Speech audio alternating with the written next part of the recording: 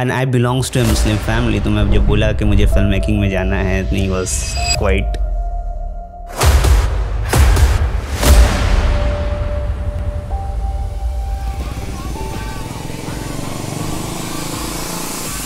तो कबीर सिंह पे मुझे वो बोला कि जाकर के वहाँ काम करना है। तो मैं सबसे छोटा था वहाँ पे एज वाइज। एक ने कमेंट भी किया था कि आजकल बच्चों का भी एडमिशन हो रहा है। बहुत अलग हो गया। मुझे दोस्त ही कहने लगे कि ज़ईम तुम्हारा स्पीकिंग स्टाइल चेंज हो गया है। और मैं एक ही बात समझता हूँ, FTII, NSD ये ऐसे इंस्टीट्यूट्स है जहाँ पर बच्चा सीखने तो जाता ज़रूर है फिल्म, लेकिन वो बच्चा पहले फिल्मों से प्यार करता है, फिल्म मेकिंग से प्यार करता है। And that's why they discuss all about films and only about films from the moment the day starts till it ends. सूरज के उगने से लेकर तो डूबने तक। घर वालों की तरफ से थोड़ा प्रेशर था बट उनको बहुत इन्फॉर्म्ड नहीं रखता था। मैं बहुत अपने आप में रखता था कि मैं क्या कर रहा हूँ। बस उनको कहता था मैं कॉलेज जा रहा हूँ, मैं क्लासेस कर रहा हूँ, मैं कुछ कर रहा हूँ। एक दिन उन्होंने पेपर में जब नाम देखा तो उनको थोड़ा पता चला, फिर उस पर गुस्सा हुए, फिर बोले कि रास्ते से भटक रहा है। श्रोतागण, welcome to your podcast with Raj.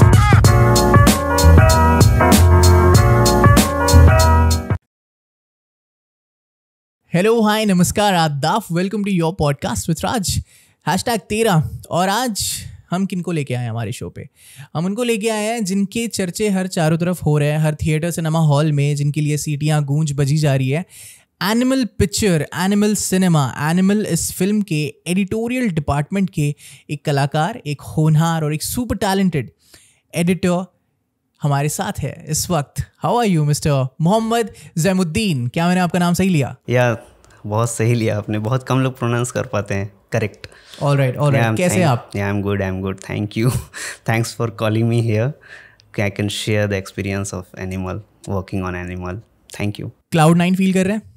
No, it's totally comfortable for me. क्या हो रहा है आजकल ज़िंदगी में? मतलब with the release of Animal, I know कि आपने बहुत काम किया है। हम आपकी एक करियर स्टेप को हर पकड़ के, मतलब हर छोर से शुरू करेंगे, डायरेक्टली फ्रॉम राजी जहाँ से आपने अपनी शुरुआत की थी, और आज एनिमल। लेकिन फ़िलहाल हम जानते हैं कि tell me something about yourself. कौन है मोहम्मद ज़ैमुद्दीन? एक एडिटर के पीछे ये कौन लड़का है? कहाँ से आता है? इसकी क्या कहानी है? कौन सा गाँव है? कौन सा शहर है? और इस बॉम्बे शहर में आने के बाद में इसने अपनी पहचान कैसे बनाई, और फिल्मी नगरी की टेढ़ी मेढ़ी गलियों को पार कर कर हाईवे का रास्ता कैसे पकड़ा? So please, over to you, feel free to speak your heart. मैं बिहार, पटना से बिलोंग्स करता हूँ। मैं सारी मेरी पढ़ाई जो हुई है वहाँ पे पटना में हुई है। और पटना के बाद मैं पहली बार FTII पुणे गया पढ़ने के लिए, फिल्म मेकिंग का जो है। तो उसमें मेरा स्पेशलाइजेशन था एडिटिंग। फिर वहाँ से मैं पास आउट हुआ, फिर मैं मुंबई आया। फिर बिहार की कुछ कहानियाँ बताइए। पटना से आपने कहा, कैपिटल सिटी ना? यस। बचपन कैसा था आपका? बचपन बहुत खूबसूरत था। हम लोग छुट्टियों में नानी के घर जाया करते थे।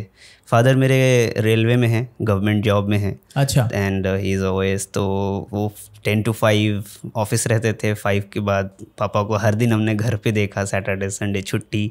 और उनका एक गार्जियनशिप मिला शुरू से। तो पूरा एक डिसिप्लिन्ड हम लोगों का माहौल रहा शुरू से। तो मैं जब ऐसा बोला भी कि and I belongs to a Muslim family, तो मैं जब बोला कि मुझे फिल्म मेकिंग में जाना है, he was quite surprise and like कि ये क्या बोल रहा है। बट बाद में उन्होंने सपोर्ट भी किया, तो मुझे फिर भेजा पढ़ने के लिए वहाँ पे। तो काफ़ी हम लोग सिंसियर थे। बचपन था आपका पटना में गया? पूरा पटना में मेरा गुजरा। 10वीं नहीं, मेरा ग्रेजुएशन तक पटना में रहा। अच्छा। उसके बाद मैं पहली बार पुणे निकला FTI पढ़ने के लिए। ग्रेजुएशन आपने कहा कि केमिस्ट्री में हो। हम लोग जब बात कर रहे थे, जब मैं चाय बना रहा था तो केमिस्ट्री पढ़ता हुआ एक लड़का, उसका जो इंटरेस्ट है या एक स्पेस ऑफ माइंड है, या जो कह लीजिए कि जहाँ मन को शांति मिलती है, सुकून मिलता है, वो एडिटिंग डिपार्टमेंट में कैसा है? वो वाले एक फेस के बारे में बात करते हैं। एक्चुअली ये कोइंसिडेंस है कि मैं जब केमिस्ट्री की तैयारी पढ़ाई कर रहा था ग्रेजुएशन में इन कॉलेज से, तो हम लोग UPSC की तैयारी कर रहे थे। हम लोग प्रिपेयर थे कि हमें UPSC देना है। तो first year, second year, third year, तो थर्ड ईयर में ये इत्तेफाक ये हुआ कि मैं गया था किताबें ख़रीदने, और वहाँ एक आदमी से मुलाकात हो गई। तो वो मुझे लेके चले गए दूरदर्शन। उन्होंने ऑफ़र किया कि एक स्टूडेंट चाहिए था उनको एक प्रोग्राम के लिए। तो मैंने कहा कि ठीक है। मैंने काफ़ी बचपन में हम लोग तरंग वगैरह दूरदर्शन पे, DD नेशनल पे बहुत सारी फिल्में देखते थे। सैटरडे संडे जो आती थी चीज़ें, और जो है रंगोली वगैरह आती थी, गाने वगैरह आते थे। तो दूरदर्शन मुझे ऐसा लगा कि थोड़ा इंटरेस्टिंग है, जाकर के घूमते हैं। 12 बजे की वो पिक्चर हर रविवार एंड ऑल। तो मैं बोला कि आप प्लीज़ मुझे दूरदर्शन घुमाएंगे तो मैं आऊँगा प्रोग्राम में आपके। ये दूरदर्शन ऑफिस है? दूरदर्शन पटना में है एक्चुअली, गांधी मैदान के करीब में है। तो उन्होंने कहा कि ठीक है हम आपको घुमाएंगे। तो फिर मैं जब वहाँ गया तो फिर सारा हर डिपार्टमेंट मुझे उन्होंने घुमाया, प्रोडक्शन से लेके एडिटिंग से लेकर के मेकअप एंड फ्लोर जो वहाँ शूट होता है एंड कैमरा। तो मैं पहली बार एक्चुअली वो सब देखा तो काफ़ी मुझे अट्रैक्टिव लगा वो। तो इसके पहले आपका कोई भी एक झुकाव या कोई भी नहीं, मेरा कभी पहले कुछ ऐसा कलाकार के तौर पर या आर्टिस्टिक वे में कुछ नहीं था। मैं साइंस का था, मैं शुरू से साइंस पढ़ते आ रहा था और हम लोगों के दिमाग में यही था कि रेलवे, एसएससी या यूपीएससी वगैरह करना है, क्योंकि मेरे फादर गवर्नमेंट जॉब में थे। मेरी most of family government job से बिलोंग्स करती है। तो अपने कोई अंकल पे बड़ा गुस्सा आ रहा होगा कि यही लड़के मेरे लड़के को इसने बिगाड़ दिया। नहीं एक्चुअली तो उनको अभी तक ये स्टोरी पता नहीं है। अच्छा, अभी पॉडकास्ट देखने के बाद पता चल जाए, शायद पता चल जाए उनको। तो फिर उस तरह से फिर वो ले जाके एडिटिंग में मुझे घुमा रहे थे। तो उन्होंने कहा कि एडिटिंग डिपार्टमेंट है, you should apply for editing. एक FTII इंस्टीट्यूट है पुणे में, तो तुम्हें अप्लाई करना चाहिए वहाँ पे। उन्होंने खुद सजेस्ट किया? हाँ, खुद सजेस्ट किया, क्योंकि उनका प्रोग्राम बहुत अच्छा हुआ था। तो लाइव प्रोग्राम्स होते थे उस वक्त? लाइव प्रोग्राम्स होते थे, बट वो 2 दिन के बाद टेलीकास्ट होते थे, वैसा था। होते थे प्रोग्राम्स, रिकॉर्डेड होते थे, वो बनाते थे, उसको एडिट करके फिर 2 दिन बाद वो टेलीकास्ट वगैरह करते थे। तो उसमें मैं गया था किसी टॉपिक पे, उनको चाहिए था कि एक स्टूडेंट बोले। तो प्रोड्यूसर बहुत खुश हुआ, उसका प्रोग्राम बहुत अच्छा हो गया था एक्चुअली। आपको याद है आपने क्या चीज़ बोली थी, किस टॉपिक के बारे में बात की थी? या एक्चुअली वो बहुत लंबी बात हो जाएगी अगर मैं उस पर जाऊँ। कोई बात नहीं, मैं आपको खींच के ले आऊँगा वापस, आप बताइए तो सही। एक्चुअली वो एक मज़हब जो है ना, कि एक लोग हैं जो एक मज़हब को लेकर के पकड़ के चलते हैं। तो उसमें था कि इस्लाम और साइंस पर बात होनी थी। तो मैं जब इस्लाम और साइंस के बारे में बोला तो मैंने एक मिडिल बात बोली थी कि आप चाहे कोई भी मज़हब का या कोई भी धर्म से बिलोंग्स करते हैं, बट सबके लिए आप जो है सेंटिमेंट्स रखिए, सबका रिस्पेक्ट रखिए। तो मेरे फादर में जो अपब्रिंगिंग हुई है, तो वो चीज़ मेरे फादर की तरफ से गिवन है कि वो चीज़ बहुत अच्छा है कि हम लोग जब गोवा गए तो उन्होंने चर्च भी घुमाया। पटना में जो राम मंदिर है उन्होंने वो भी हम अंदर ले जाके घुमाया। इवन मैं बनारस जब छोटा था तो ले जा करके उन्होंने शिवलिंग जो है जहाँ पे दूध चढ़ता है, उन्होंने वो भी घुमाया मुझे। तो ऐसा नहीं है कि, और साहिब बाबा जो है हमारा, साहिब का जो है वहाँ पे गुरुद्वारा है हमारा, शायद पटना सिटी में है वो। तो मैं वहाँ बचपन में गया था तो उन्होंने वो भी घुमाया हमें। तो हर चीज़ उन्होंने ऐसा कल्चरल वाइज डेवलप किया था कि जो इंडिया का अपना कल्चर है, it's just not for like कि यू आर बिलोंग्स टू मुस्लिम और इस्लाम एंड ऑल। तो वो हर चीज़ पढ़ाते थे हमें। तो वो मुझे अपब्रिंगिंग में मुझे मिली थी। तो मैंने ये बात उनको दूरदर्शन के उस जो डिबेट थी, हाँ, तो उस टॉपिक पे मैंने कही कि आप हर चीज़ पढ़िए क्या, कि ताकि कल आपको कोई मैनिपुलेट ना कर पाए, आपको सिर्फ इस्लाम के नाम पर या फिर सिर्फ हिंदू धर्म के नाम पर मैनिपुलेट न कर पाए, ताकि आप हर चीज़ को करेक्ट वे में जाने। और मेरा मानना ये है कि कोई भी धर्म नहीं सिखाता आपस में बैर रखना। सियासत करने वाले तो और बांटने वाले लोग बारीकियों को पकड़ पकड़ कर लोगों को अलग करते हैं, लेकिन अगर देखा जाए पूरे अपने आप को अपना कर उसमें तो 3 ही चीज़ होती है, धर्म, कर्म और शांति। वो कोई भी धर्म हो। सही, बहुत खूब, बहुत खूब। And I think this was very much needed for our audiences. Thank you. तो वो मैंने उस टॉपिक पे बात की तो उनका प्रोग्राम्स था, बहुत अच्छा हो गया। तो उसने जब जो घुमा रहे थे, जो मुझे लेके गए थे वहाँ पे, बोले कि you are a bright student, why you don't apply for FTII and this is the editing, you can apply, वहाँ पे सिलेक्शन है। ये कौन से साल की बात हो रही है? ये 2013 होगा। कितनी उम्र थी आपकी तब? मेरी उम्र होगी 19-20 के आसपास, 19-20 साल। तो 19-20 साल का था मैं उस वक्त। तो फिर मैं एडिटिंग के बारे में उन्होंने बताया, मैंने थोड़ा रिसर्च किया। एक्चुअली उसने कहा था कि जब FTII से पास आउट हो जाओगे तो वहाँ से 1 लाख के आदमी हो जाओगे। तो मैं बोला ओके, क्या हो जाओगे? 1 लाख के आदमी हो जाओगे। 1 लाख के मतलब you can earn 1 lakh per month. Yes. तो मैं बहुत एक्साइटेड हुआ। बोला कि उन्होंने पूछा था मुझसे कि तुम क्या कर रहे हो। मैं बोला मैं तैयारी कर रहा हूँ रेलवे, SSC की और UPSC वगैरह की। तो अपना प्रिपरेशन था कि जब ग्रेजुएशन कंप्लीट करेंगे तो एक सेकंड, बिहार और UPSC ये एक प्रेम कहानी है। yes. ये एक ऐसा संजोग है, एक ऐसा मेल है, एक ऐसा मिलन है जो सदियों से चला आ रहा है। Correct. और आने वाले कई सदियों तक ये बना रहेगा। थोड़ा एक बैकड्रॉप बताइए बिहार का, गाँवों का, शहरों का, वहाँ के बच्चों का, young girls and young boys, very impressionable minds. उम्र छोटी होती है, जुनून होता है, UPSC क्लियर करना है, कलेक्टर बनना है। क्या कल्चर है वहाँ पर बिहार और यूपी में, और क्या जुनून है, और क्यों वहाँ पर हर लड़का ग्रेजुएशन करने के बाद से ही शुरुआत कर देता है कि आज तो UPSC निकालेंगे या तो फिर देखा जाएगा जो होना है? एक्चुअली मुझे लगता है वो चाणक्य की भूमि है, इसलिए वहाँ से मैथमेटिशियंस, बहुत सारे साइंटिस्ट, बहुत सारे UPSC के IAS IPS निकलते हैं। और वो एक हमारे सोल में है, हमारे मिट्टी में है वो, बट थोड़ा सा हमारे यहाँ जो है जो फैसिलिटीज़ हैं गवर्नमेंट की तरफ से उसका थोड़ा लैक है, इसलिए बहुत सारे बच्चे अपॉर्चुनिटी मिस कर देते हैं। फिर भी सोचिए इतने प्रतिभावान बच्चे हैं कि इतनी अपॉर्चुनिटीज़ ना होने के बावजूद अपने आप को उस लायक, उस क़ुव्वत, उस काबिलियत तक पहुंचाते हैं। अगर उनको मिले ना तो वो पता नहीं कहाँ से कहाँ निकल जाएं, इतनी ऊंची छलांग लगाएंगे कि दुनिया छोटी पड़ जाएगी। हाँ, तो इसीलिए बिहार या पटना के लड़के या जो स्टूडेंट्स हैं उनको बाहर निकल के पढ़ना पड़ता है।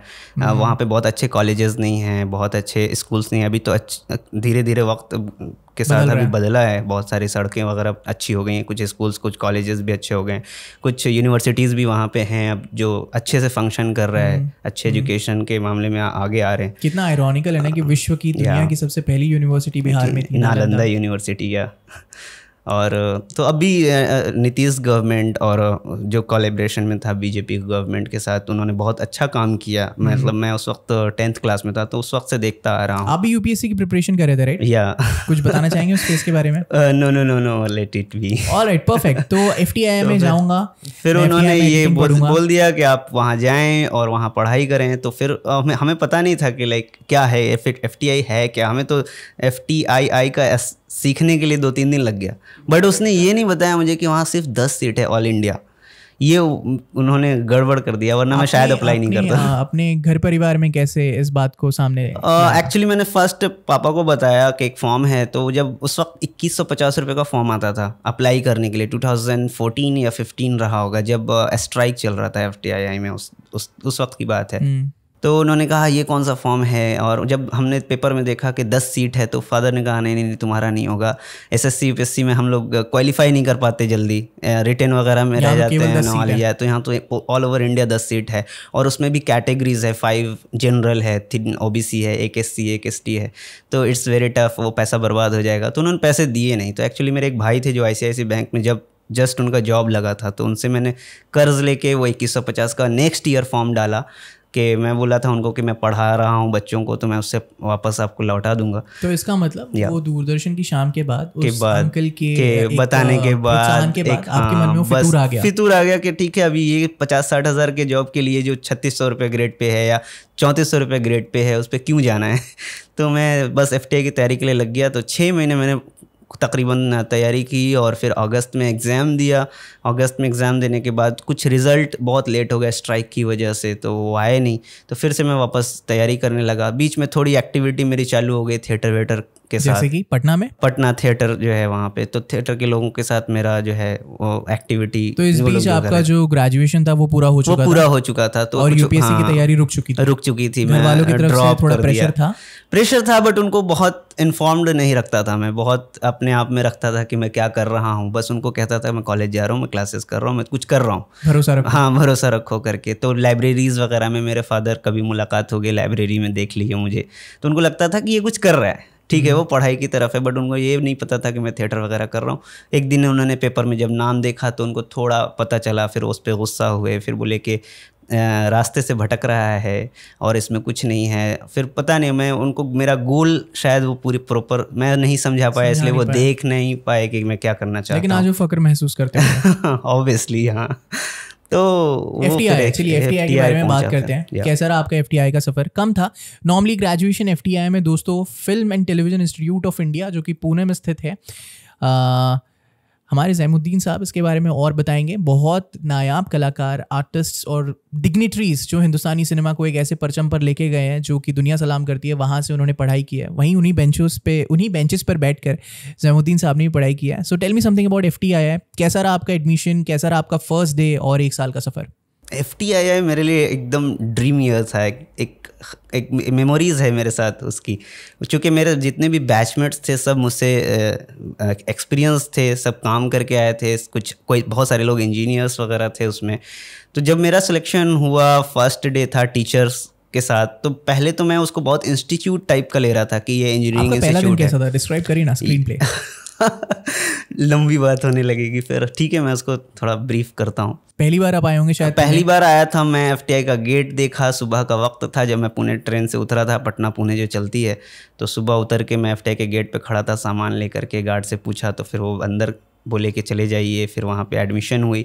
फर्स्ट डे क्लास में सबसे छोटा जो है एज वाइज मैं था। आप थे? हाँ, तो पहला हमारा जो है सारे डिपार्टमेंट्स के लड़कों का और सारे स्टूडेंट्स का जो है एक जनरल मीटिंग होता है वहाँ पे, जनरल जो है क्लासेस शुरू होने से पहले, कि जितने लोगों ने, ताकि इंट्रैक्शन हो सके कि आपके अलग अलग डिपार्टमेंट में किसके साथ आपको काम करना है। तो मैं सबसे छोटा था वहाँ पे एज वाइज। तो एक ने कमेंट भी किया था कि आजकल बच्चों का भी एडमिशन हो रहा है क्योंकि मोस्टली लोग कोई 32 ईयर्स थे, कोई मैरिड थे, कितनों के 1-2 लोग थे जो बच्चे भी थे। कुछ की तो शादियाँ मैंने अटेंड भी की ड्यूरिंग माई क्लासेज FTII। तो सारे लोग बहुत सीनियर थे, तो सबसे मैंने सीखा। सब बहुत छोटे भाई की तरह मुझे ट्रीट करते थे, तो सबसे सीखना मैंने शुरू किया। वहाँ पे बहुत ख्याल रखते थे। फिर मैं इंग्लिश नहीं बोलता था तो उन्होंने इंग्लिश बोलने पर जोर दिया, क्योंकि साउथ के कई सारे स्टूडेंट्स थे जो हिंदी ना बोलते थे ना समझते थे, तो उनके साथ कम्युनिकेशन बहुत डिफिकल्ट हो जाता था। तो बिकॉज़ वो भी अपने साथ अपना एक सिनेमा और अपना कल्चर साथ लेके आ रहे हैं। तो हमारी जो HOD थी सुचित्रा साठे, उन्होंने कहा कि तुम गलत इंग्लिश बोलो बट बोलो, हम लोग करेक्ट करेंगे। ज़ैमुद्दीन, मैं आपसे एक चीज़ समझना चाहता हूँ, उस वक्त का जो जैम था, ये कौन से साल की बात करें? 2016। मैं सोच रहा हूँ कि थोड़ा सा अपने विचारों में खोया हुआ, कम बोलने वाला, थोड़ा सा सहमा हुआ, लेकिन टैलेंट उसके पास है, उसके पास में वो फितूर है, वो सपना है। 1 साल के FTI के सफ़र के बाद में कौन सा नया जैम आपको नज़र आया खुद में? बहुत अलग हो गया। मुझे दोस्त ही कहने लगे कि ज़ईम तुम्हारा स्पीकिंग स्टाइल चेंज हो गया है। मुझे टीचर्स कहने लगे जब मैं वापस FTII गया उनसे मुलाकात करने, मेरा वियरिंग, कपड़े पहनने का तरीका बदल गया है, मेरे सोचने का तरीका बदल गया, बहुत चेंज हो गया, मैं टोटली चेंज हो गया। अभी मैं कुछ दोस्त जो हैं पटना के, जो थिएटर के टाइम पे मुझसे मेरा मुलाकात हुआ था, उनसे 6-7 साल बाद मुलाकात हुई, तो कहते हैं कि तुम लग ही नहीं रहे कि वही ज़ईम हो। तुम्हारा हुलिया, तुम्हारा कपड़े पहनने का, बोलने का तरीका, हर चीज़ बदल गया है। बट उन्होंने एक चीज़ कहा कि अच्छे सेंस में हुआ है, ये अच्छा है। लेकिन इंसान की छाप वही है, इंसान का दिल वही है। हाँ, कि तुम हो वैसे ही, बट बहुत थोड़े अपग्रेडेड हो गए उस ज़माने के अकॉर्डिंगली। तो वो सारी चीज़ें हैं, बट है वो बहुत तब्दीली ले आया मेरे अंदर, बहुत ज़्यादा तब्दीली आ गया। FTII का क्लासरूम एक बच्चे के दिमाग पर किस तरीके से असर करता है और उसे किस तरीके से ट्रेन करता है? Please tell me something about that. वो बहुत प्रेस्टिजियस इंस्टीट्यूट है एक्चुअली। वहाँ पे जितने बड़े बड़े कलाकार वहाँ से निकले हैं, जैसे कि नसरुद्दीन शाह जो है, ओमपुरी हैं, फिर मिथुन चक्रवर्ती, अपने पटना के शत्रुघ्न सिन्हा और शक्ति कपूर, बहुत सारे, जया बच्चन जिसको अब हम लोग बोलते हैं, विनोद चोपड़ा, राजकुमार हिरानी, भंसाली, प्रकाश झा, बहुत लंबी लिस्ट है, राजकुमार राव, जयदीप अहलावत अभी आज के कलाकार, प्रीतम, एंड बहुत सारे लोग हैं ऐसे, रसूल पुकुट्टी जो है साउंड के, जिनको ऑस्कर मिला था स्लम डॉग के लिए। बहुत बड़े बड़े कलाकार वहाँ पे, मतलब उस जगह पे जाना ही अपने आप में एक मतलब मंदिर जाने जैसा है कि आप मंदिर में हैं, आप वहाँ पे बस ब्लेसिंग्स लेके भी चले आए तो आपके लिए बहुत बड़ी बात है। उनकी कहानियाँ सुनने मिलती हैं वहाँ, बहुत वहाँ पे एक विजडम ट्री है, वहाँ पे लोग आके बैठते हैं। अभी भी बहुत सारे सीनियर्स जो आकर के वहाँ बैठते हैं। मैंने कई बार भंसाली, राजकुमार हिरानी, इन सबको बैठे हुए वहाँ पे देखा। तो है वो बहुत बड़ा इंस्टीट्यूट है। तो वहाँ पे जो स्टडी कल्चर है वो बहुत यूनिक है, बहुत अलग है। जैसे कि आप बहुत सारे इंस्टीट्यूट बंद हो जाते हैं 5 बजे के बाद, वहाँ पे रात 10 बजे तक लोग फिल्म देख रहे हैं, फिल्म डिस्कस कर रहे हैं, और रात के 3-3 बजे तक लोग SRT में क्लासेस में बैठे फिल्म देख रहे हैं। तो मुझे ये बड़ा अट्रैक्टिव और यूनिक लगा कि ये, और शुरू में मैं ऐसे इंजीनियरिंग कॉलेजेस की तरह ट्रीट कर रहा था, नोट्स बना रहा था। फिर मुझे किसी ने बताया ये सब करने की ज़रूरत नहीं है, कैसे यहाँ पढ़ना है, यहाँ कैसे रहना है। तो वो सब तरीका बहुत डिफरेंट है। आप एडिटिंग रूम में टीचर्स के साथ लोग डिस्कस कर रहे हैं, रात के 8 बजे तक काम कर रहे हैं। तो वो बहुत अलग इंस्टीट्यूट है। वैसा नहीं है कि 10 to 5 जो नॉर्मली होता है हमारा आवर स्टडी का कॉलेजेस में या अलग इंस्टीट्यूट्स में, वो बहुत डिफरेंट है। तो वहाँ से बहुत लेने के लिए वहाँ पे बहुत सारी चीज़ें हैं। तो आपको वहाँ पे प्रैक्टिकल ज़्यादा सिखाया जाता था, लाइक बिकॉज आप एडिटिंग डिपार्टमेंट से थे, आपका ज़्यादा काम सॉफ्टवेयर पर था, या फिर थियोरेटिकली भी ज़्यादा फोकस और ज़्यादा उस पर ध्यान दिया जाता था? नहीं, थियोरेटिकली वो बहुत ज़्यादा नहीं दिखाते हैं, प्रैक्टिकली एस्थेटिक्स पर बहुत काम करते हैं।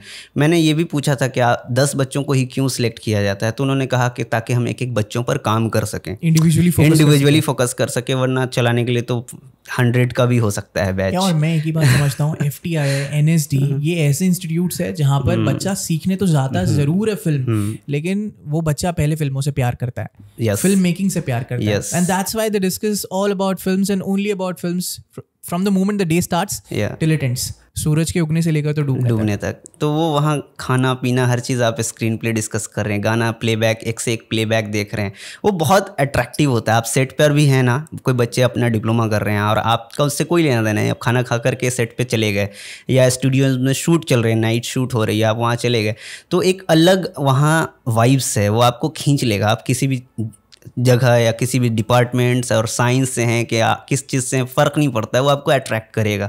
फिल्म मेकिंग ऐसा है, तो मुझे वो उस तरह से अट्रैक्ट किया बहुत ज़्यादा। और जूनियर से सीनियर आप हर एक इंसान से कुछ ना कुछ सीख सकते हैं। हर से आपको कोई भी सिखा सकता है वहाँ पे, कोई भी किसी के दिमाग में कोई बात है। और आर्टिस्ट वहाँ पे इतने हैं ना कि मतलब मैं बता नहीं सकता। आप होता है कि आप जैसे किसी जगह पे खुशबू के कमरे में जाएंगे तो आपके बदन पे खुशबू आ जाएगी, वो वाली बात है।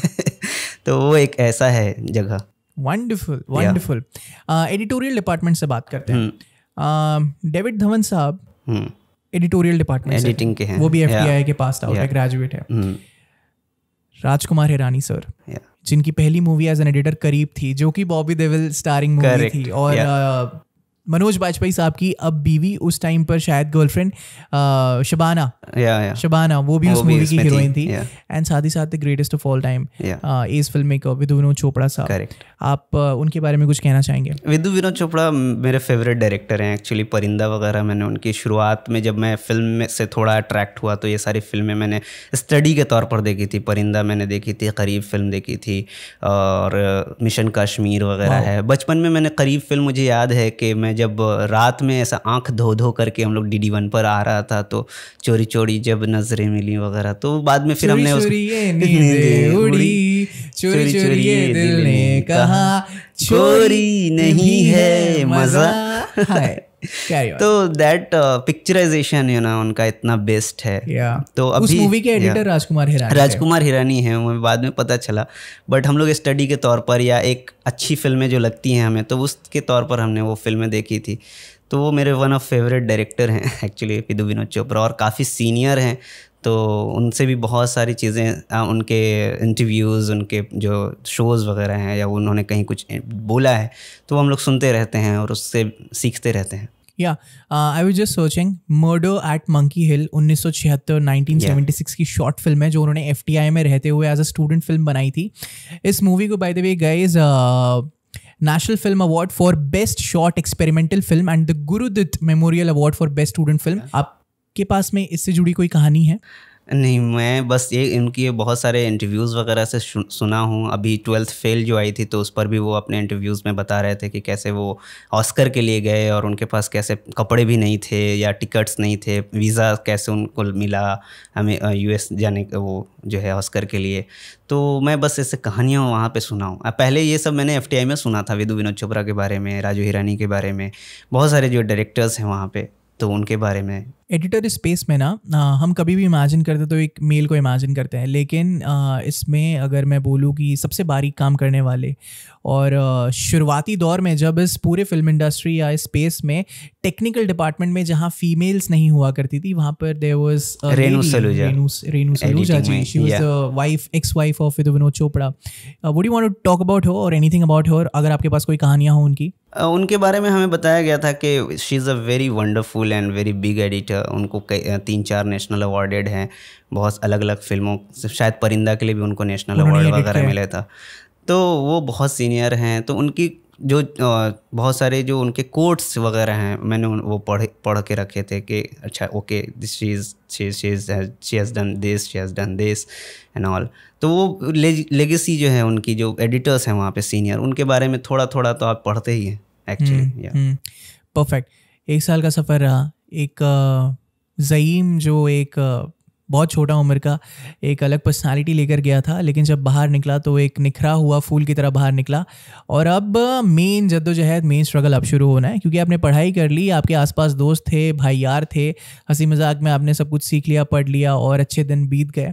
लेकिन अब जाना है बॉम्बे शहर, मुंबई शहर, यहाँ पर असली स्ट्रगल शुरू होगा, क्योंकि काम पाना है, काम सीखना है और अच्छे लोगों से मिलकर अच्छा काम करना है।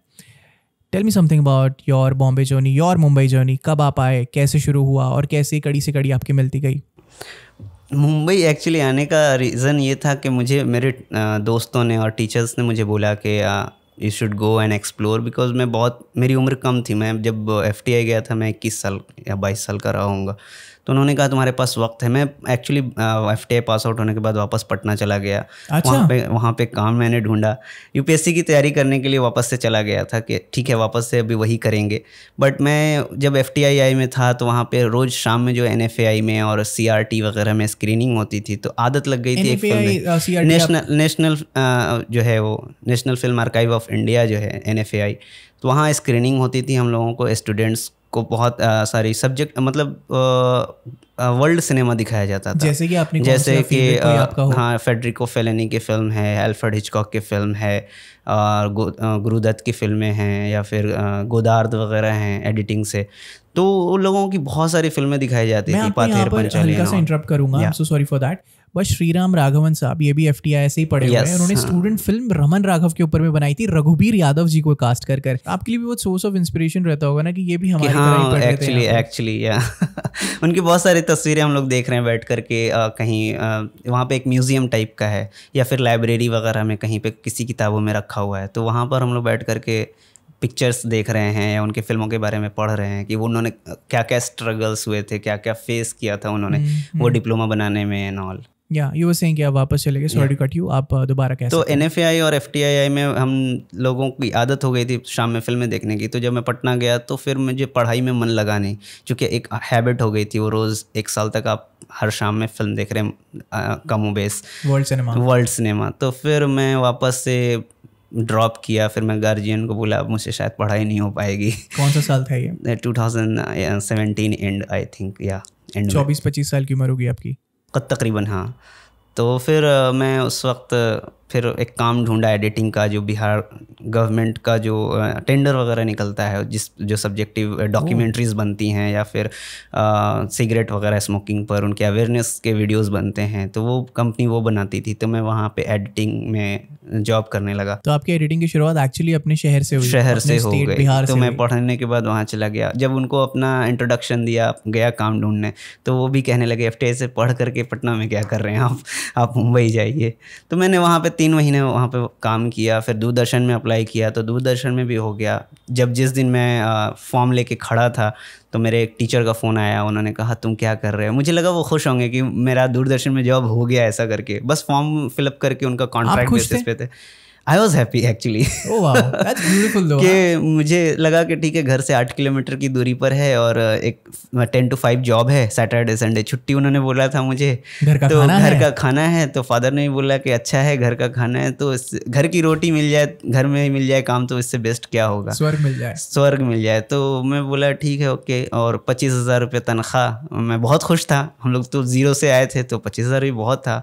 फिर लाइक के बढ़ेगा तो फिर परमानेंट हो जाएंगे, और उन्होंने कहा था कि आप FTI से सर्टिफिकेट वगैरह है तो परमानेंट तो हो ही जाएंगे चाहे जितना वक्त लगे। तो मैं वहाँ था और सर का फ़ोन आ गया, मैं उनको न्यूज़ दिया तो नाराज़ हो गए। ये वही सर हैं जिन्होंने आपको पहली दफ़ा दूरदर्शन घुमाया था? नहीं, वो FTI के टीचर थे मेरे, तो उनको कॉन्फिडेंट था कि मैं कुछ अच्छा करूँगा लाइफ में। ओके, तो वो थोड़े डिसअपॉइंट हुए, तो उन्होंने मुझे थोड़ा गर्म लहजे में बोला कि जाओ मुंबई थोड़ा देखो, अगर कुछ नहीं होता है तो फिर वापस ट्राई करना अपने शहर में, किस्मत आजमाना जरूरी है। हाँ, तो तुम एक बार ट्राई तो करो, एक्सप्लोर करो, तुम्हारे लिए सीखने के लिए पूरा आगे ज़मीन है, तुम क्यों अभी स्टक हो रहे हो। वो बहुत, अब तो बॉम्बे शहर में ज़मीन खत्म हो गई, अब तो सिर्फ आसमान है कैप्चर करने के लिए। तो मैं बोला ठीक है ओके। फिर मैंने दोस्तों से बात की, वो मुंबई आ चुके थे, तो फिर आपके बैचमेट्स मेरे, तो उनके रूम पर उन्होंने बोला 1 महीना रुक सकते हैं हो आकर के, या स्ट्रगल करना है तो चले आओ, कुछ काम वगैरह करने के लिए ढूंढना है। आपका पहला घोंसला बॉम्बे शहर में? पहला मेरा वेस्टर्न एक्सप्रेस हाईवे अंधेरी पे था।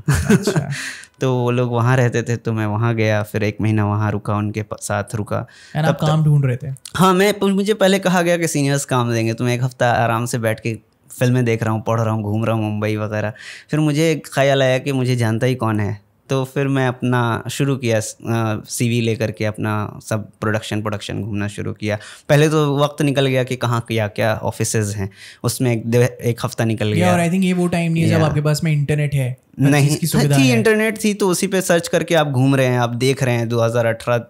हाँ, लेकिन जितना एक्सेसिबिलिटी अब नहीं है, अब उस वक्त उतनी नहीं थी। अब तो इंस्टाग्राम, उस वक्त इंस्टाग्राम में यूज़ वगैरह नहीं करता था, तो इन्फॉर्मेशंस के तौर पे वही, अब किसी से पूछ रहे हैं, घूम रहे हैं कहाँ एडिटिंग होता है, स्टूडियोज़ कितने हैं, कहाँ काम मिल सकता है, वी आर सर्चिंग अबाउट। तो वो सब चला, एक से 1.5 महीना निकल गया। फिर मुझे किसी तरह से राजी फिल्म मिली, वो भी एक दिलचस्प कहानी है। राजी पे आते हैं। निराश हुए थे 90 दिनों में? हाँ, बहुत बहुत, बिकॉज मैं कैसा हूँ ना, मैं घर पे नहीं बैठ सकता। मैं 2 दिन 3 दिन मुझे रेस्ट चाहिए, तो 3 दिन से ज़्यादा मैं रेस्ट नहीं ले सकता। ऐसा नहीं कि मैं हफ्ता बैठ जाऊँ। खर्चा आप खुद उठा रहे थे? हाँ, यहाँ पे खर्चा, मैं जो काम किया था पटना में 3 महीने, तो मेरे पास तकरीबन 30-35,000 थे, तो वो सेविंग्स में लेकर के आया था। तो मुझे ऐसा था कि मैं गार्जियन से पैसे तो नहीं मांगूंगा।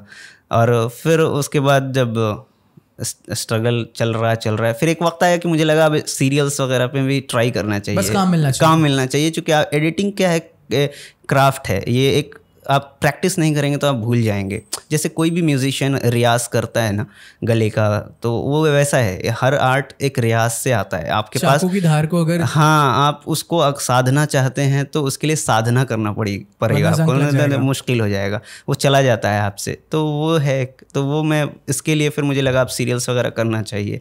तो मैं बालाजी का एक स्टूडियो है अंधेरी लिंक रोड पर, वो साउंड का है एक्चुअली, बालाजी टेलीफिल्म्स का। तो साउंड डिपार्टमेंट, वो वहाँ पे साउंड्स वगैरह होते हैं, मिक्सिंग्स वगैरह, तो मैं उसमें भी चला गया। तो वो बोले नहीं यहाँ तो साउंड का, एडिटिंग का कुछ है नहीं, वीडियो एडिटिंग एंड ऑल। तो वहाँ पे जब हम लोग जूता उतार करके ऐसे जूता बांध रहा था मैं, तो बगल में एक आदमी थे, वो बांध रहे थे, तो वो साउंड के थे एक्चुअली। तो उन्होंने मुझे देखा, मैंने उनसे बातें की, तो पूछा कि यहाँ पे कुछ काम वगैरह है क्या।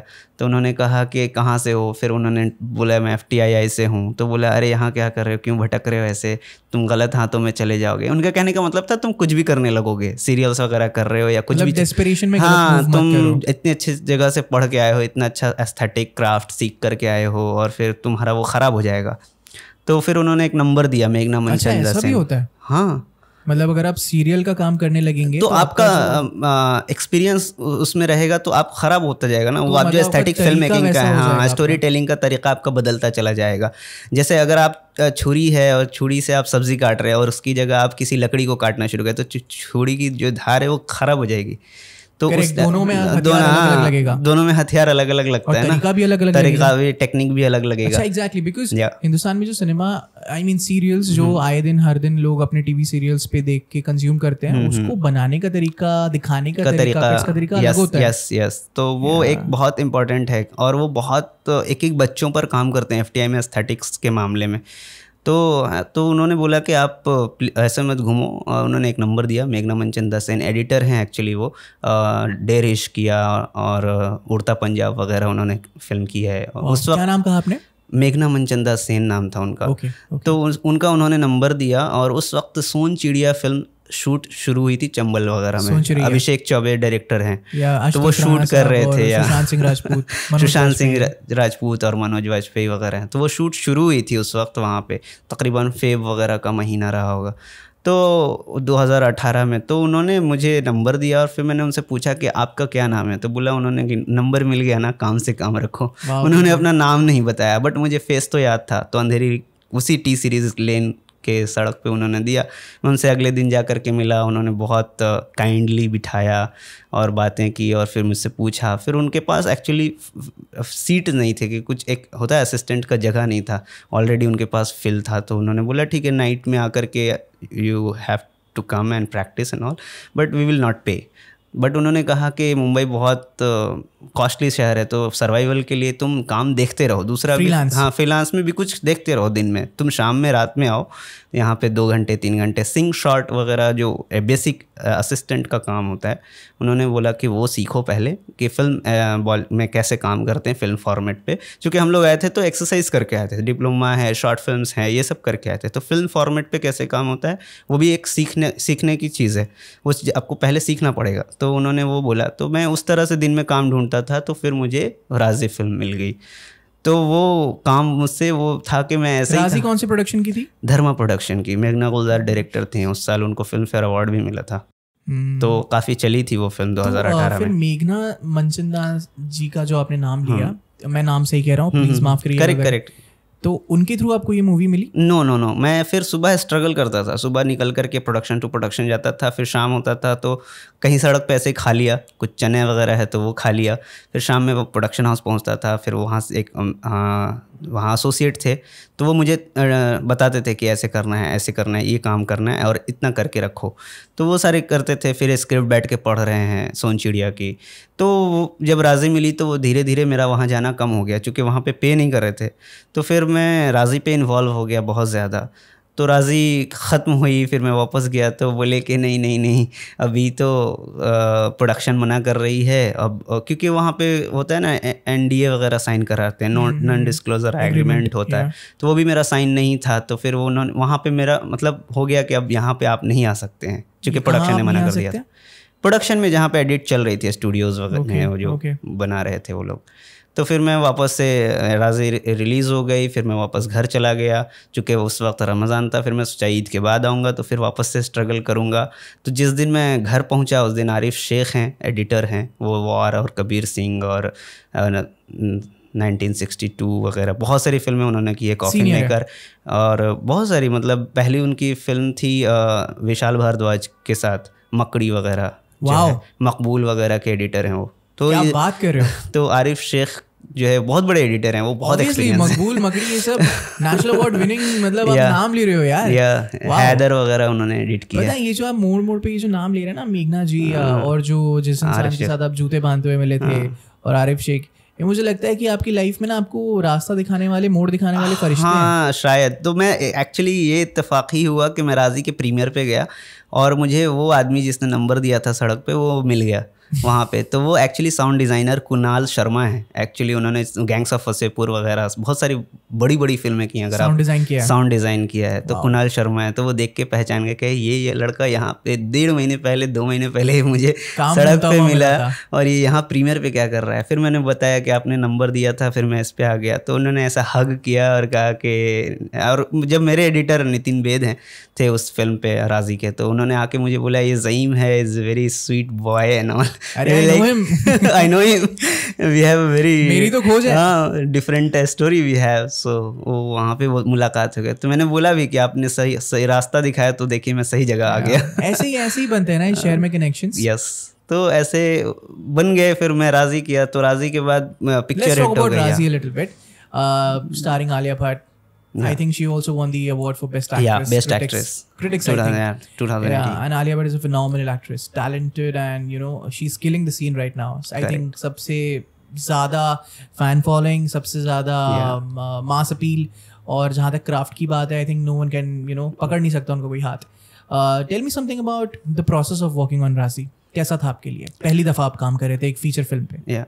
पहली दफ़ा मतलब मुझे तो सीखना ज़्यादा ज़रूरी था। मैं पहला इंटेंशन मेरा था कि वहाँ सीखना है, तो मैं डे नाइट वहीं रहता था एक्चुअली। और वहाँ पे एक अनिकेत खानपुर करके एक एसोसिएट थे वहाँ पे, फर्स्ट असिस्टेंट एडिटर थे। तो वो उन्होंने मुझे बहुत छोटे भाई की तरह बहुत सारी चीज़ें सिखाई और काम करने का तरीक़ा बताया, हर एक चीज़ बताई कि कैसे करना है, एक्सपोर्ट्स वगैरह कैसे होते हैं, कैसे टाइमलाइन बनाते हैं, कैसे टाइमलाइन पे वर्क करते हैं, कुछ भी बिना हिले एंड ऑल। तो मैं एविड वगैरह सीख के आया था FTII से, तो वो मुझे थोड़ा प्लस पॉइंट हो गया, काम आया। तो फिर मुझे जब ऐसा मशीन मिल गया तो लगा कि यार यही तो चाहिए था।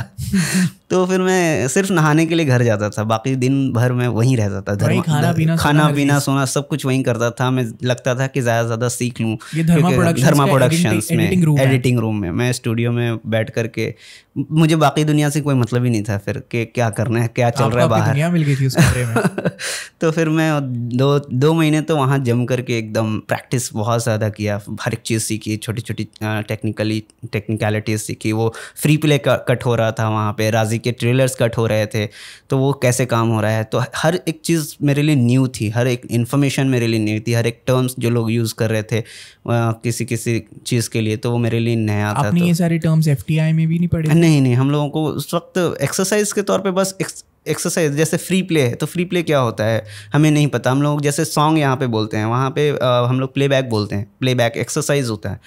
तो बहुत सारी चीज़ें थोड़ी अलग अलग भी थी, एलिमेंट्स अभी अलग हैं। जैसे ऑनलाइन एडिटर होता है, एक ऑन सेट एडिटर होता है, दो में टर्म अलग है। आप अगर एडवर्टीजमेंट में जाएंगे तो ऑनलाइन एडिटर का मतलब होता है जो स्मोक वगैरह पे काम करते हैं, जो क्लीनअप्स वगैरह करते हैं। तो थोड़े टर्म्स अलग अलग है, तो वो जो डिफरेंशिएशन है ना, वो मुझे जानना था, ज़रूरी था। तो वो सब नया था मेरे लिए। तो मैं धीरे धीरे टेक्निकलिटीज़ तो communicate at least for communication have to know. तो मुझे लगा कि फिर मैं सीखता रहा। तो मैं 2 महीना पूरा डे एंड नाइट दिया वहाँ पे, काफ़ी मुझे मज़ा आ रहा था एक्चुअली। आपका काम होने के बाद कैसा लगा आपको पहला प्रोजेक्ट? बहुत अच्छा लगा मुझे कि पहला चेक मुझे मिला धर्मा से एक्चुअली। तो मुझे बहुत ऐसा लगा कि डालूं भी कि रख लूं इसको इसको नहीं डालते, छोड़ देते हैं। बट वो फिल्म 2018 में बहुत सुपर हिट हो गई, इसके गाने बहुत मकबूल हुए, गुलजार साहब ने लिखे थे। तो हम लोग ऐसे गाने तो ऐसे ही सुनता रहता था। मैं बोला यही तो चाहिए हम लोग। बनाया भी उनकी बेटी नहीं? हाँ, उनकी मेघना गुलजार जो हैं। तो बहुत मज़ा आ रहा था मुझे राज़ी पे काम करके। मुझे तो ज़्यादा ऐसा लगता था कि पहली फिल्म मिली और बहुत अच्छी फिल्म मिली। तो एक लक है आपका। तो और फिर मैं बोला कि जब इतना अच्छा मौका मिला है तो फिर मैं मेहनत तो छोड़ूंगा नहीं। बिल्कुल तो मैंने डे नाइट तोड़ काम किया वहाँ पे। आई थिंक कहीं ना कहीं आपको ऊपर वाला देख रहा था। हर मोड़ पर कोई ना कोई फरिश्ते भेज रहा था, क्योंकि आपकी हिम्मत और आपकी मेहनत उनको बहुत पाक नजर आ रही थी। इसलिए वो कहते हैं कि थोड़ा इस बच्चे को और लायक बनाते हैं और मजबूत बनाते हैं, फिर इसको इसकी मंजिल तक पहुंचा देंगे, रास्ता दिखा देंगे। तो खूबसूरत। तो राजी के बाद मैंने पूछा भी नितिन बेद, जब वो गली बॉयज कर रहे थे, गली बॉयज स्टार्ट हुई थी 2019 में रिलीज है, बट 18 में काम शुरू हुआ था, उसका शूट वगैरह शुरू हुआ था। तो मैंने नितिन बेद से पूछा, बट उनके पास भी असिस्टेंट ऑलरेडी पहले से 2-3 लोग थे। गली बॉय में एज एन एडिटर ट्राई कर रहा था कि राजी के बाद मुझे कोई काम मिले, क्योंकि वो खत्म हो जाएगा। तो करेक्ट। अभी हम बात करते हैं आपको एक मूवी मिली, आपने 2-3 महीना रच के काम किया, आपने अपना मतलब बेस्ट दिया, right? And you created an output जो कि फिल्म प्रोड्यूसर्स ने मार्केट में रिलीज कर दिया, डिस्ट्रीब्यूट हुई, फिल्म रिलीज हुई, अवार्ड्स मिले, फ्लॉप हुई, हिट हुई, जो भी हुई, सब खत्म। एडिटर, जो क्रू मेंबर्स होते हैं, उनके लिए अगला पड़ाव वो कैसे बनाते हैं? वो आपको ढूंढना पड़ता है, आपको मैसेज करना पड़ता है, आपको लोगों को इन्फॉर्म करना पड़ता है, नाउ आई एम अवेलेबल, मैं अभी फ्री हो गया हूँ, तो आप मेरे लिए कुछ है तो बताएं। तो आप मैसेज सर्कुलेट करते हैं या लोगों को कॉल करते हैं, या प्रोडक्शन में जो EPs वगैरह हैं या एडिटर हैं, आपको असिस्टेंट में काम चाहिए तो एडिटर्स को कांटेक्ट करते हैं। तो वो सब प्रोसेस है, ख़त्म होने से पहले कुछ लोग अप्रोच करना शुरू कर देते हैं। कोई यंग एडिटर है, अगर कोई इस महान देश में और विशाल देश में कहीं किसी कोने में एक छोटा 18-19 साल का कोई ज़ईम है या कोई ज़ईमा है और उन्हें काम ढूंढना है, तो वो कैसे शुरुआत कर सकते हैं? आपको अप्रोच करना पड़ेगा पहले। अगर आप मुंबई नहीं आ सकते तो आपको पहले नंबर निकालना पड़ेगा या ईमेल एड्रेस निकाल करके उनको मैसेज करना पड़ेगा। मैसेज करने के भी कई तरीके हैं। आपको ऐसा थोड़ा कन्विंसिंग हो, थोड़ा काइंडली हो, जेन्युइन जो लगे, तो लोग ऐसा तो आपको एंटरटेन कोई नहीं करेगा। या इंस्टाग्राम है अब, तो आप अप्रोच कर सकते हैं। बहुत सारे प्लेटफॉर्म्स हो गए हैं जहाँ से आप एडिटर्स को अप्रोच कर सकते हैं। तो अगर उनके पास काम रहेगा, अगर उनके वो ज़रूरत रहेगी, असिस्टेंट में कुछ रहेगा, तो आपको डेफिनेटली रिप्लाई करेंगे। Basically the right people, the right time and the right way they will reply you. आपकी कम्युनिटी कैसी है एडिटर्स की, बाय द वे, इंडस्ट्री में? बहुत अच्छी है, बहुत अच्छी है। अभी तो हम लोग एसोसिएशन वगैरह बहुत स्ट्रांग हो रहा है, धीरे धीरे उस पर काम भी कर रहे हैं। अंतरा लहरी हैं, श्वेता वेंकट हैं, तो बहुत सारे लोग उसमें हैं, इन्वॉल्व हैं। एसोसिएशन भी थोड़ा स्ट्रांग हो रहा है, तो अभी काम चल रहा है उस पर भी, फिल्म एसोसिएशन पे। बहुत खूब। तो राजी के बाद आपकी सवारी कहाँ हुई? राजी के बाद फिर मुझे काम मिला नहीं, 10 दिन निकल गए। तो फिर ईद आ रही थी तो मैं घर चला आया। फिर जिस दिन मैं लौटा उस दिन आरिफ शेख जी का मैसेज आया मुझे कि मैं एक्चुअली उनका फ़ोन पिक नहीं कर पाया, मैं आके सो गया। तो मैंने जब उनका मैसेज देखा, this is Arif Sheikh, please call me back, और मैं उनको जानता था। एक्चुअली हमारी धर्मा में मुलाकात हुई थी, वो ड्राइव फिल्म कर रहे थे, तो हम लोग अक्सर इंटरेक्ट हुए थे, बीच बीच में बातचीत होती थी।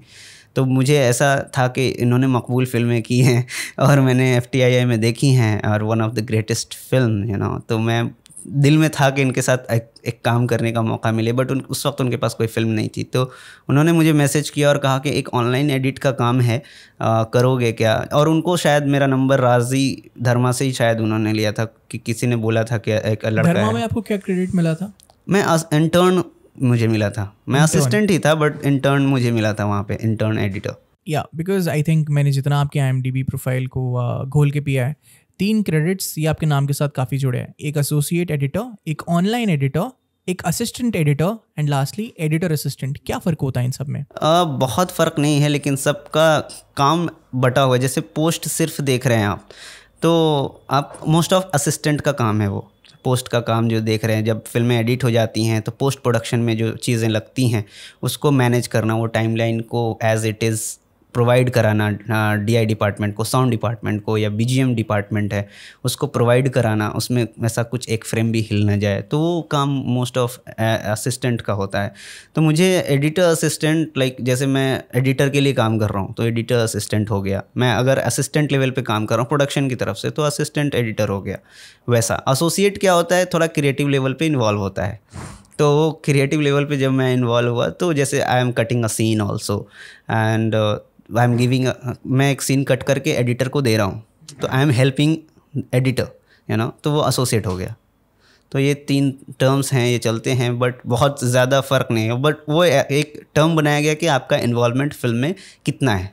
एज एन एडिटर आप बहुत ज़्यादा इन्वॉल्व हैं, वो आपका राइट रॉन्ग डिसीज़न हर एक चीज़ मैटर करता है। एसोसिएट हैं, आपने एक सीन कट किया और एडिटर को दिया, उसमें कुछ अच्छा लगा तो उन्होंने रखा, नहीं लगा तो थोड़े चेंजेस किए। Responsibility, level of responsibility. तो राजी के बाद आपने कहा आरिफ शेख जी से दोबारा मौका मिला कहाँ काम करने पर? दिल बेचारा, वो फिल्म उन्होंने साइन की थी तो फिर मैं वो ऑनलाइन के लिए करने चला गया। दिल बेचारा के बारे में कुछ बताइए, कहानी। दिल बेचारा अच्छा है, वो काफ़ी स्वीट फिल्म थी, बहुत छोटी सी फिल्म थी। मुकेश छाबड़ा पहली बार डायरेक्ट कर रहे थे, वो कास्टिंग डायरेक्शन में बहुत बड़ा नाम है एक्चुअली। तो फर्स्ट डे फर्स्ट सेट पर सेतु करके एक हैं सिनेमाटोग्राफर, लाल सिंह चड्ढा वगैरह भी उन्होंने किया, दंगल वगैरह भी शूट किया है। तो उन लोगों से इंटरेक्शन हुआ, क्रू से इंटरेक्शन हुआ, फिल्म के लोगों से फिर मिल रहा था। मैं तो सेट पे गया तो मैं सेट पे ही रहता था। मेरा लगता था कि ठीक है एडिट तो बाद में कर लेंगे। या 2-3 बार मेरी मुलाकात हुई उनसे। एक बार कैसे थे? He was so kind. और मेरा पहला रात में एक ऐसे ही होटल में मैं गया था कुछ फुटेज दिखाने के लिए मुकेश छाबड़ा को, और वो आए और फिर उन्होंने देखा तो फिर मेरा नाम पूछा। जब उनको पता चला मैं भी पटना से हूँ, तो बिहार से हूँ, वही पटना से थे, तो ऐसे ही थोड़ी सी बात हुई हल्की फुल्की, बहुत लेकिन काइंड थे। मैंने अभी बारिश का मौसम में हम लोग ज़्यादा शूटिंग कर रहे थे जमशेदपुर में, तो मैंने छत पे देखा बैट बॉल फुटबॉल वगैरह वो खेल रहे हैं, भींग रहे हैं बारिश में। चूँकि उनका जो होटल था और मेरा जो कमरा था होटल का, तो टेरेस पे से दिखता था मेरे खिड़की से। तो हम लोग ऐसा देखते थे, अच्छा सारे क्रू मतलब डायरेक्टर हैं, मुकेश छाबड़ा हैं, सब ऐसा बारिश में क्रिकेट खेल रहे हैं, कभी फुटबॉल खेल रहे हैं। तो बट ऐसा हम लोगों को मालूम नहीं था कि ऐसा कुछ होगा। वो तो लॉकडाउन में मैं सुन के शॉक हो गया कि ये क्या था। मतलब मैंने उनको पूरे शूट के दौरान उनका रशेज़ और जो आप परफॉर्मेंस देख रहे हैं उसके अलावा भी बी रोल होते हैं ना, तो वो भी देख करके लगा नहीं था कि ऐसा कुछ है या फिर कुछ है। I was so surprise, I was so shocked. Yeah, I think he was a very beautiful soul. Yeah, हमेशा he's very kind.